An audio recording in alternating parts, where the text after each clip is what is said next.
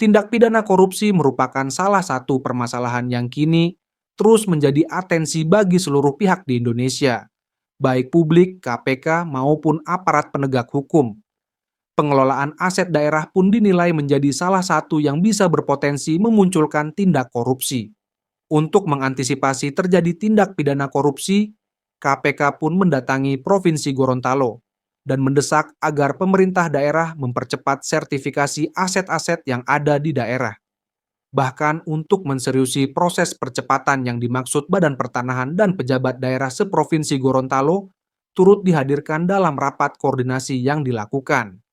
KPK menyebut bahwa aset daerah yang tidak segera disertifikasi dapat membuka peluang praktik-praktik korupsi yang dilakukan oleh oknum yang tidak bertanggung jawab. Di samping itu, KPK juga mengatakan Provinsi Gorontalo masih terbilang cukup lambat dalam proses sertifikasi aset daerah. Beruntungnya, KPK menyebut kasus yang berkaitan dengan aset daerah di Gorontalo tidak signifikan seperti daerah lainnya. Di samping itu, Ketua KPK pun menanggapi sejumlah kasus korupsi yang banyak terjadi di Gorontalo dan menyebut penanganannya masih sesuai dengan proses yang ada. KPK RA juga bilang terus melakukan supervisi terhadap aparat penegak hukum yang menangani kasus tindak pidana korupsi untuk ditelaah lebih lanjut.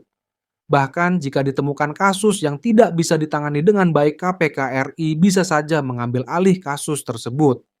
Namun, Ketua KPK RI mengatakan bahwa hingga kini proses penanganan kasus tindak pidana korupsi di Gorontalo masih terbilang cukup baik. KPK juga meminta agar aparat penegak hukum di Gorontalo dapat melakukan penanganan praktik korupsi dengan cepat dan sesuai prosedur,